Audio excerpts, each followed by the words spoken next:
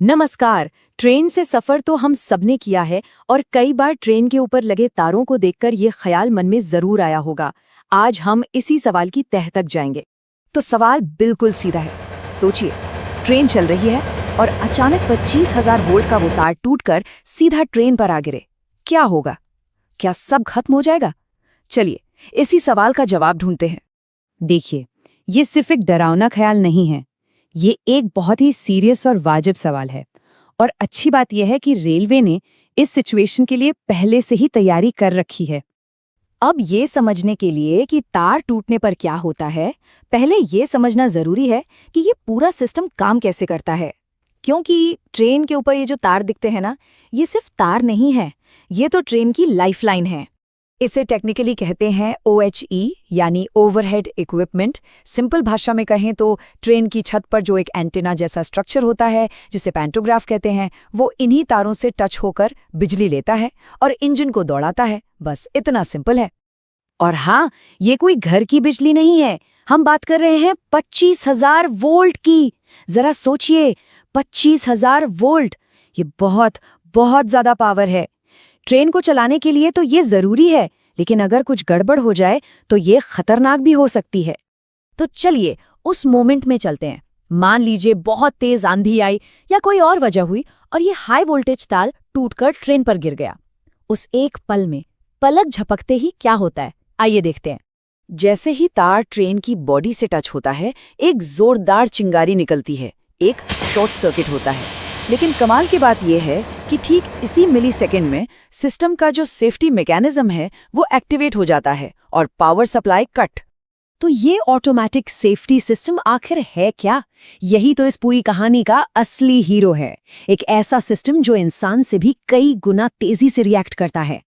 देखिए, हर railway power system में circuit breaker लगे होते हैं। जैसे ही सिस्टम को लगता है कि करंट में अचानक से कोई बहुत बड़ा जंप आया है, जो कि शॉर्ट सर्किट में होता है, ये ब्रेकर फौरन ट्रिप कर जाते हैं और पावर को मेन सबस्टेशन से ही काट देते हैं। मतलब खतरे की जड़ी खत्म। और जाहिर सी बात है, जब इंजन को पावर ही नहीं मिलेगी तो क्या होगा? इंजन बंद हो जाएगा और ट्रेन अपनी रफ्तार पर धीरे धीरे आगे बढ़कर बिना किसी झटके के आराम से रुक जाएगी। ठीक है, पावर कट गई, ट्रेन भी रुक गई, लेकिन जो तार गिरा है वो तो अभी भी ट्रेन पर ही है। तो सबसे बड़ा सवाल, सबसे बड़ा डर, क्या अंदर बैठे लोगों को करंट लगेगा? यही वो सवाल है जो सबके दिमाग में घूम रहा होगा, है ना?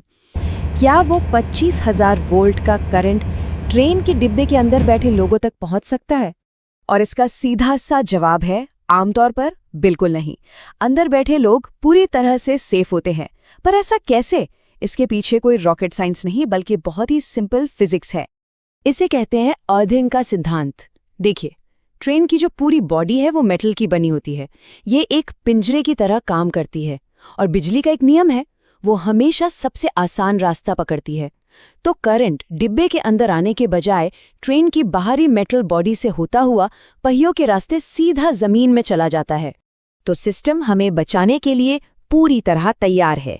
असली खतरा तब होता है जब लोग घबरा जाते हैं और गलत फैसले ले लेते हैं, तब सिचुएशन खतरनाक हो सकती है। इसे ऐसे समझिए, जब तक कोई ट्रेन के अंदर है वो सेफ जोन में है, लेकिन जैसे ही कोई बाहर कदम रखता है वो डेंजर जोन में आ जाता है, क्योंकि बाहर वो गिरा हुआ तार हो सकता है। तो 3 नियम हैं जो जान बचा सकते हैं और इन्हें हमेशा याद रखना चाहिए। पहला, किसी भी हालत में ट्रेन से बाहर नहीं निकलना है। दूसरा, गिरे हुए तार को छूने की तो सोचना भी नहीं है। और तीसरा, अगर तार जमीन पर भी पड़ा है तो उसके पास बिल्कुल नहीं जाना है। तो इस पूरी बातचीत का सबसे जरूरी सबक क्या है?